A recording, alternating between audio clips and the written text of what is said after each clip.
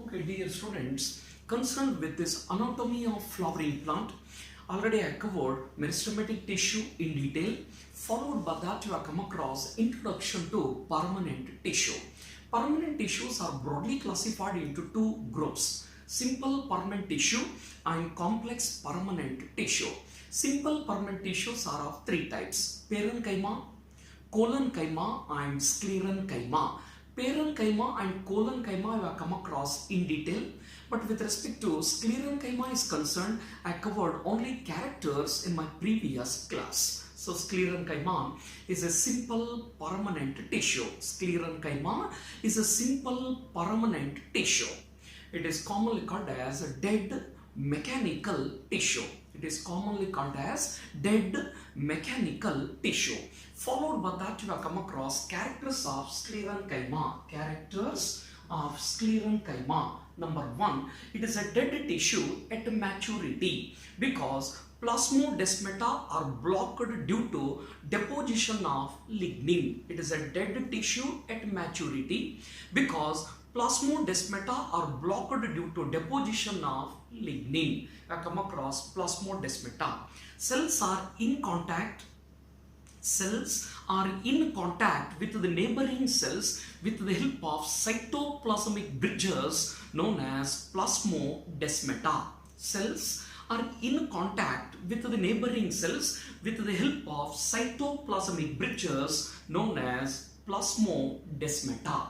Second, cells are compactly arranged without any intercellular space. Cells are tightly arranged or compactly arranged without any intercellular space. Cell wall is thick due to deposition of lignin. Cell wall is thick due to deposition of lignin. Cell wall is not uniformly thickened. I am talking with respect to secondary wall. Primary wall is uniformly thickened, whereas secondary wall is not uniformly thickened. It has left some unthickened areas known as pits.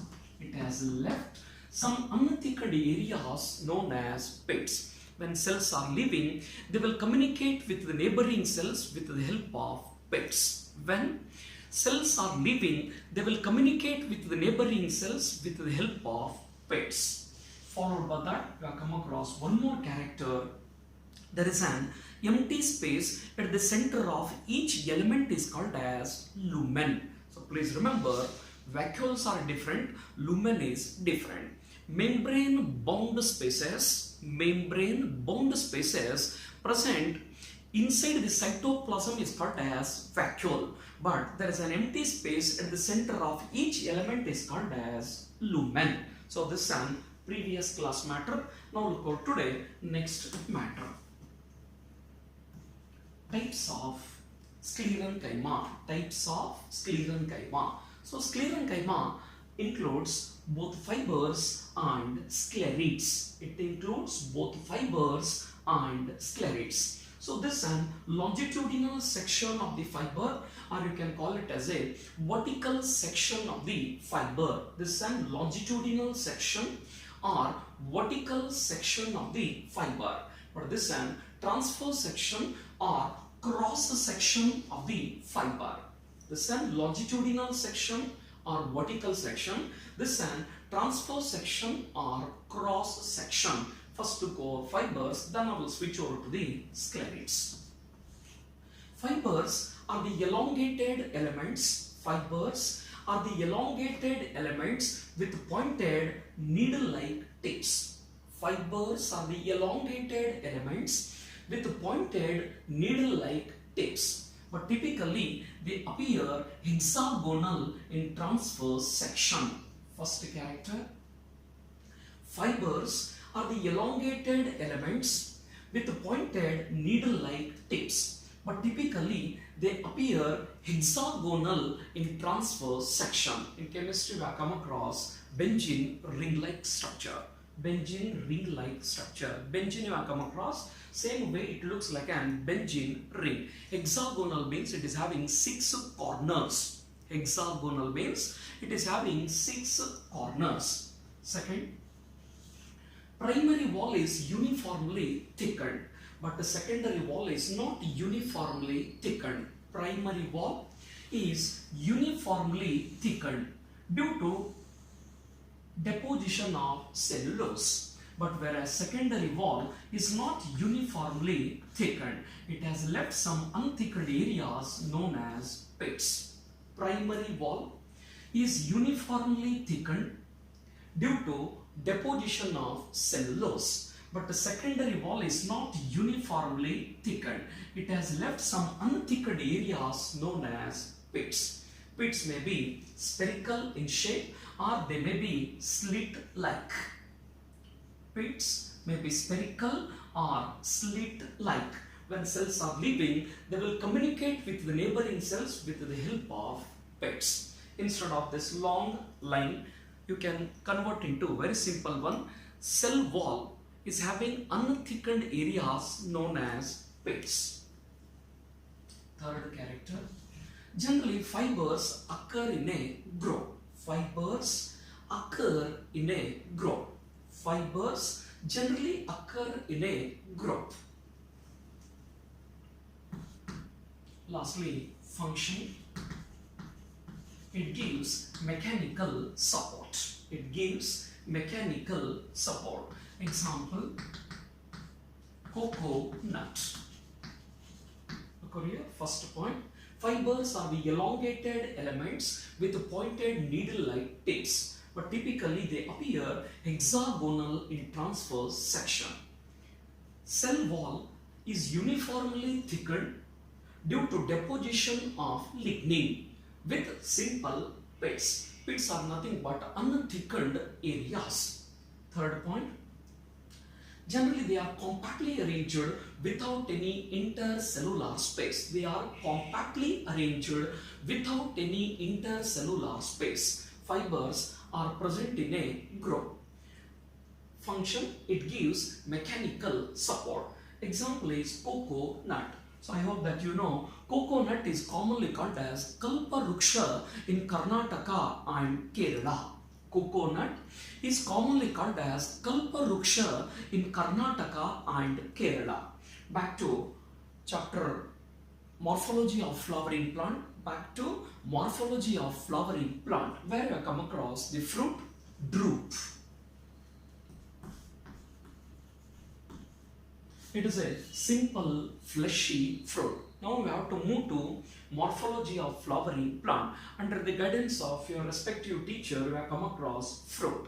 The ripened ovary or mature ovary with or without seed is called as fruit. The ripened ovary or mature ovary with or without seed is called as fruit. There are varieties of fruits are there, but for you to syllabus they have put forward stony fruit, or you can call it as a drupe. Outer cover of the fruit is called as pericarp. Outer cover of the fruit is called as pericarp. It is further differentiated into three layers. Outer cover of the fruit is called as pericarp. In case of mango, pericarp is further differentiated into three layers. Outer epicarp, middle mesocarp, inner endocarp. This middle mesocarp of coconut is composed of fibers. I hope that my linings are clear. Look over here. The ripened ovary or mature ovary with or without seed is called as fruit. Under fruit varieties are there, but for your syllabus they have put forward a common simple fruit drupe. It is a simple fleshy fruit. Drupe is also called as stony fruit. Outer cover of the fruit is called as pericarp. In case of drupe, pericarp is further differentiated into three layers. Outer epicarp, middle mesocarp and inner endocarp. This middle mesocarp of the coconut, is composed of fibers. Please remember one more line. Endocarp is composed of sclereids. Endocarp of the drupe is composed of sclereids. So that ends fibers. Next matter is sclereids. Next matter is sclereids.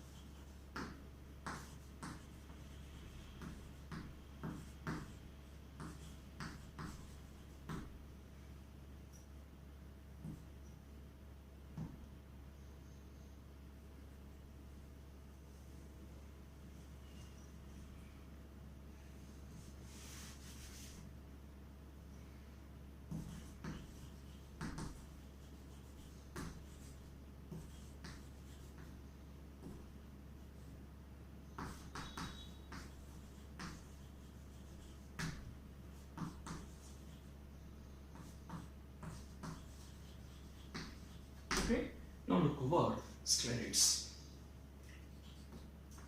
First point, cells are short, thick and mostly irregular in shape.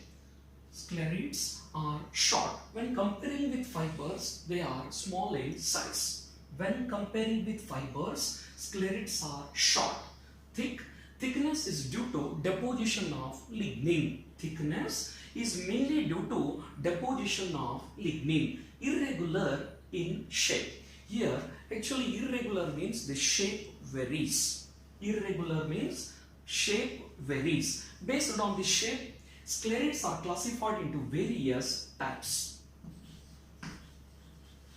Brachy, macro, osteo, astro, tricho. Korean. Cells are short. When comparing with fibers, they are short in size. Thick. Thickness is due to lignin. Irregular in shape. Here the word irregular means the shape varies. Based on the shape, sclereids are classified into various types. Brachy, macro, osteo, astro, tricho. More or less isodiametric in shape, brachy are more or less isodiametric in shape with branched pits. Brachysclereids are more or less isodiametric in shape with branched pits. Macro, columnar in shape. Osteo, bone shape. Astro, star shape. Tricho, hair-like. Korea, irregular in shape. Irregular means the shape varies. Based on the shape, they are of various types. Brachy, macro, osteo, astro, tricho. Brachy, more or less isodiametric in shape with branched pits. Macro, columnar in shape. Osteo, bone shape. Astro, star shape. Tricho, hair-like. So don't bother about this all technical terms because it is no more related to your new NCERT syllabus. Dear students, please remember this line. This all matter is no more related. Okay. Now, second point. It loses protoplast at maturity, hence they are dead in nature.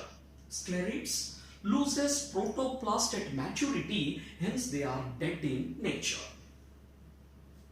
Third point, lumen is highly reduced. In case of sclereids, lumen is highly reduced. Now question arises, why the lumen is highly reduced? Due to thick wall and absence of cytoplasm or protoplasm. Lumen is highly reduced due to thick wall and absence of protoplasm. Last point, they occur singly or in a group. They occur singly or in a group. Look over the characters once again. Only 4 characters you have to prepare for the point of examination. Sclereid is a sclerenchyma. Cells are short, thick and mostly irregular in shape. More or less isodiametric in shape with branched pits, columnar, bone-shaped, star-shaped, hair-like. It loses protoplast at maturity, hence they are dead in nature. Lumen is highly reduced due to thick wall and absence of protoplasm. They occur singly or in a group. They occur singly or in a group. You know already, main function of the sclereid is to provide mechanical support.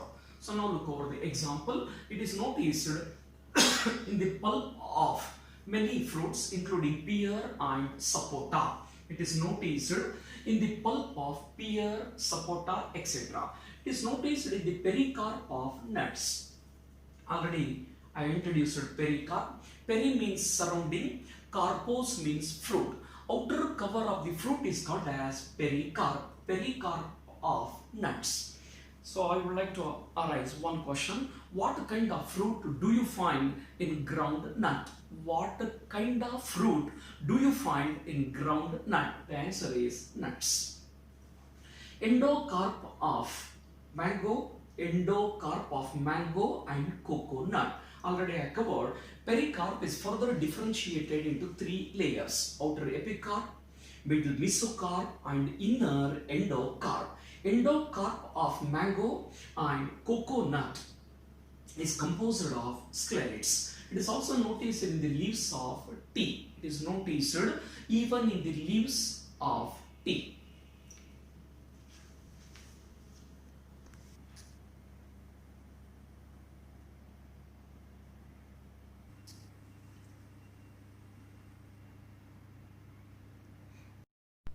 So, as you know already, I covered three simple permanent tissues: parenchyma, collenchyma, and sclerenchyma. Followed by that, next look over complex permanent tissue.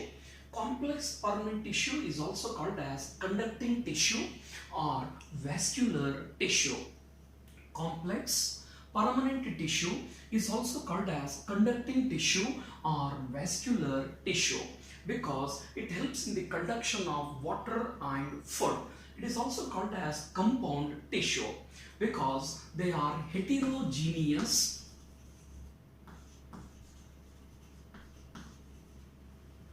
complex permanent tissues are heterogeneous in nature. Heterogeneous means it is composed of different kinds of cells, but all they will remain together to perform a common function, that is conduction. Look over here. Complex permanent tissue is also called as vascular tissue or conducting tissue or compound tissue. Simple permanent tissue is homogeneous in nature. It is composed of only one kind of cells forming an homogeneous or uniform mass. But whereas complex permanent tissues are heterogeneous in nature, it is composed of different kinds of cells, but all they will remain together to perform a common function, that is conduction. Complex permanent tissues are of two types. Complex permanent tissues are of two types, namely xylem and phloem. Complex permanent tissues are of two types, namely xylem and phloem. I come across already, xylem is a water conducting tissue, whereas phloem is a food conducting tissue. When they will ask the question, what is xylem? Don't write water conducting tissue, alright? Xylem is a complex permanent tissue. Take care of way of representing the matter. When they will ask question, what is xylem? Generally students will write xylem is a water conducting tissue. That will not carry mark in the college. Xylem is a complex permanent tissue. Xylem is composed of both living and non-living elements. It is composed of both living and non-living elements. Tracheids, vessels, xylem, parenchyma, and xylem fibers. Xylem and both phloem is composed of both living and non-living elements. Xylem is composed of tracheids, vessels, xylem parenchyma, and xylem fibers. Out of four, xylem parenchyma is the only living element. Remaining three are dead elements. Xylem and even phloem is also composed of four elements, or it is composed of both living and non-living elements. It includes tracheids, vessels, xylem parenchyma, and xylem fibers. Out of four, xylem parenchyma is the only living element. Remaining three are dead elements. Now look over one by one. Tracheids, then I will introduce vessels. Already we have come across little matter related to parenchyma and fibers. Tracheids, number one. Tracheids are the elongated elements. They are elongated elements with tapering ends. Tracheids are the elongated elements with tapering ends. Okay, first point. Tracheids are the elongated elements with tapering ends. Second point, the wall is hard, thick.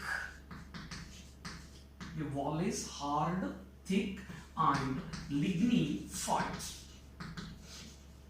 Wall is hard, thick. Thickness is due to deposition of lignin. The wall is hard, thick and lignified. Hard, thick. Thickness is due to deposition of lignin. When lignin is deposited, then it is called as lignified. Third, it loses protoplast at maturity, hence they are dead in nature. It loses protoplast at maturity, hence they are dead in nature. Fourth point, they are generally noticed in lower plants like pteridophytes.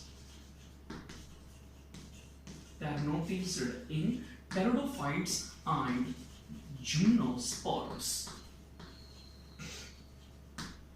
So, tracheids are noticed in pteridophytes and gymnosperms. Next is functions.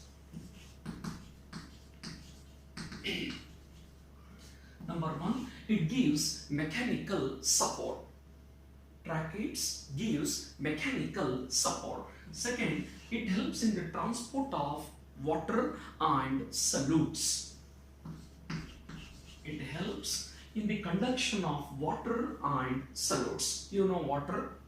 Solute, the substance which dissolves in solvent is called as solute. The substance which dissolves in solvent is called as solute. Solute dissolves in solvent to form solution. Okay, I will repeat the matter. Take care. Number one, tracheids are the elongated tubular cells. Elongated tubular cells with tapering ends. Second character, the wall is hard, thick and lignified. They lose as protoplast at maturity, hence they are dead in nature. They lose as protoplast at maturity, hence they are dead in nature. They are generally noticed in the pteridophytes and gymnosperms. They will perform two important functions. Number one, it gives mechanical support. Second, it helps in the conduction of water and solutes. The substance which dissolves in solvent is called as solute. Solute dissolves in solvent to form solution. Two examples which I come across many times is sugar and salt, without which you cannot lead a normal life. Next matter is vessels.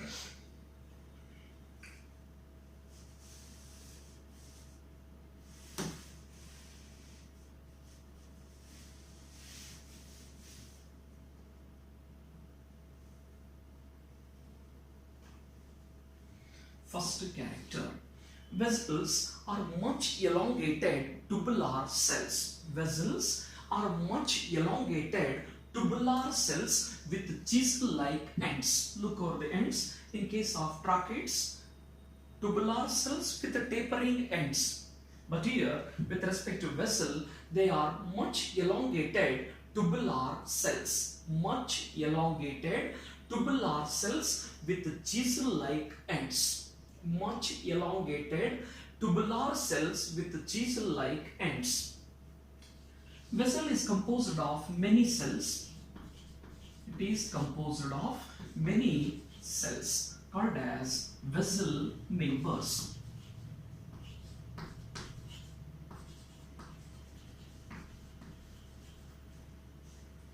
Vessels are much elongated tubular cells with chisel-like ends. It is composed of many cells known as vessel members, which are interconnected with the help of pits, which are interconnected with the perforations present on their common walls. Look over here, this lining, and take care of this point.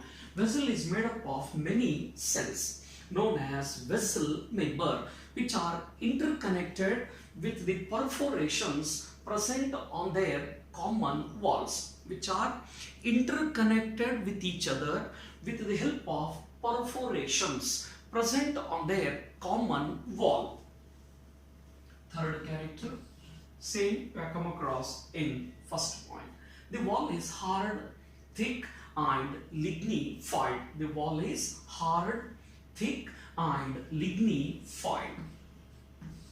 It loses protoplast at maturity, hence they are dead in nature. It loses protoplast at maturity, hence they are dead in nature. Okay, I will repeat the matter, take care. Vessels are much elongated tubular cells with chisel-like ends. It is composed of many cells, or it is made up of many cells known as vessel members, which are interconnected with the help of perforations present on their common walls. It loses protoplast at maturity, hence they are dead in nature. It loses protoplast at maturity, hence they are dead in nature. Generally, they are noticed in higher plants. They are noticed in higher plants. Higher plants are nothing but flowering plants or angiosperms.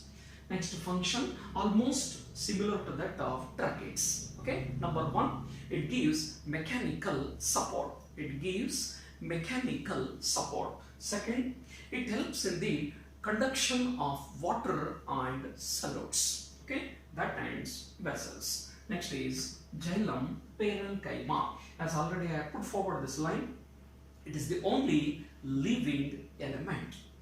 These are normal parenchyma cells. These are normal parenchyma cells which are associated with the xylem. Normal parenchyma cells which are associated with the xylem. Function same. Main function of the parenchyma I have come across, it helps in the storage of food material. Main function of the parenchyma is storage of food. They will store starch, fats and tannin. Starch, fat and tannin. Okay. Xylem parenchyma. These are normal parenchyma cells which are associated with the xylem. Function, main function of the parenchyma is storage of food. Here also they will store the reserve food material in the form of fats, starch and tannin. Second, ray parenchyma cells helps in the radial conduction of water. Take care of this point. Ray parenchyma helps in the radial conduction of water. That you will come to know later in the internal structure of the root. It helps in the radial conduction. It helps in the radial conduction of water. Okay, so that ends xylem parenchyma. Lastly, xylem fibers. Fibers associated with xylem are called as xylem fibers. Normal fibers which are associated with the xylem are called as xylem fibers.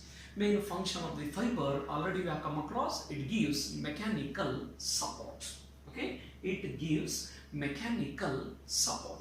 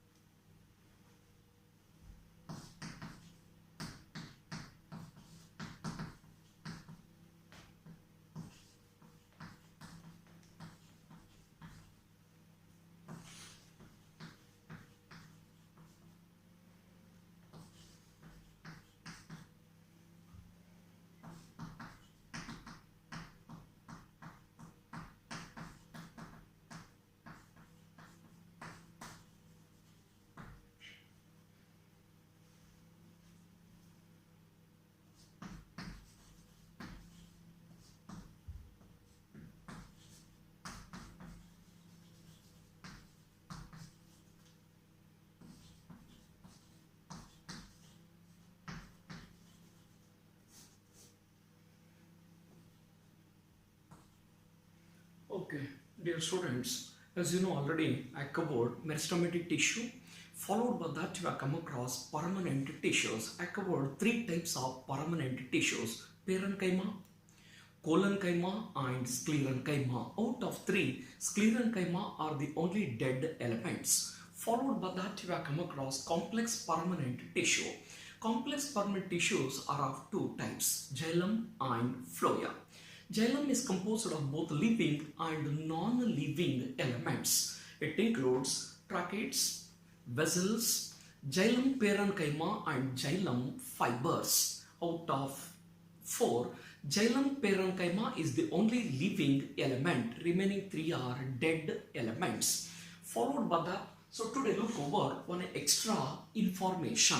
Okay, first look over one extra information. Followed by that, I am going to introduce two more technical terms. Okay, various kinds of wall thickenings. Various kinds of wall thickenings are noticed in tracheids and vessels depending upon deposition of lignin. Various kinds of wall thickenings are noticed in the tracheids and vessels depending upon deposition of lignin. They are annular, spiral, scleriform, reticulate and pitted. Annular, spiral, scleriform, reticulated and pitted. In annular, lignin is deposited in the form of ring. In annular, lignin is deposited in the form of complete rings. In spiral, as the name itself indicates, where the lignin is deposited in the form of spiral, or you can call it as a helical bands. Spiral or helical bands. In scleriform, lignin is deposited in the form of incomplete transverse bands. Incomplete transverse bands. In reticulate, the lignin is deposited in the form of net. Back to morphology of flowering plants, where you have come across two kinds of venation: reticulate venation and parallel venation. Where you have come across this matter, in reticulate venation, veins and venets are arranged in the form of net. Same way, in reticulate venation, lignin is deposited in the form of net. Pitted, as already we have come across in sclerenchyma, they have unthickened areas known as pits. When cells are living, they will communicate with the neighboring cells with the help of pits. Same way, pits are nothing but unthickened areas. Pits are nothing but unthickened areas. They are classified into two groups. Pits with a simple opening is called as simple pitted. Pits with a simple opening is called as simple pitted. Pits with border. Pits with border or rim of lignin layer around is called as bordered pitted. Pits are nothing but unthickened areas. They are of two types: simple pitted and bordered pitted. Pits with simple opening is called as simple pitted. Pits with border or a rim of lignin layer around is called as bordered pitted. So that ends types of tracheids and vessels. But in your new NCERT, only they have put forward a single line. Okay. So please remember this matter for NEET examination, extra information. Various kinds of wall thickenings are noticed depending upon deposition of lignin. They are annular, spiral, scleriform, reticulate, pitted. In annular, lignin is deposited in the form of ring. In spiral, as the name itself indicates, where the lignin is deposited in the form of spiral or helical bands. Scleriform, lignin is deposited in an incomplete transverse bands. Reticulate, lignin is deposited in the form of nets. It is deposited in the form of nets.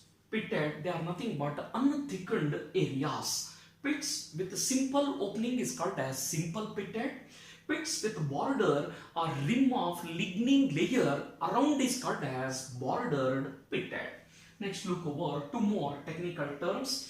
and this question has appeared even in the NEET examination. So take a very simple matter. Primary xylem are of two types, protoxylem and metaxylem.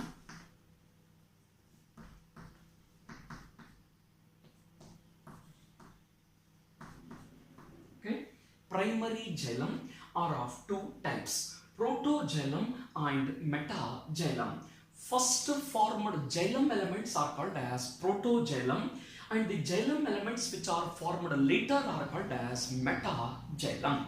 Primary xylem are of two types, protoxylem and metaxylem. First formed xylem elements are called as protoxylem, and the xylem elements which are formed later are called as metaxylem.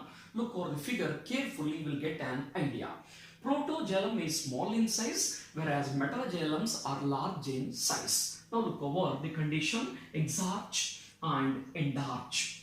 When protoxylem is towards the periphery or boundary or border, when protoxylem is towards the periphery and metaxylem is towards the center, then this condition is called as exarch. Here you can easily notice centripetal development. When protoxylem is towards the periphery and metaxylem is towards the center, then this condition is called as exarch. It is noticed in dicot and monocot rods. It is noticed in dicot and monocot rods. Reverse is noticed in endarch. When metaxylem is towards the periphery and protoxylem is towards the center, then this condition is called as endarch, and here the development is described as centrifugal. It is noticed in a dicot stem. We will repeat the matter, take care. Primary xylem are of two types, protoxylem and metaxylem. First formed xylem elements are called as protoxylem, and the xylem elements which are formed later are called as metaxylem. Protoxylem is small in size, whereas metaxylem is large in size. When protoxylem is towards the periphery and metaxylem is towards the center, then this condition is called as exarch. It is noticed in roots. It includes both dicot and monocot rods. In endarch, metaxylem is towards the periphery. When metaxylem is towards the periphery and protoxylem is towards the center, then this condition is called as endarch. It is noticed in a dicot stem. It is noticed in dicot stem.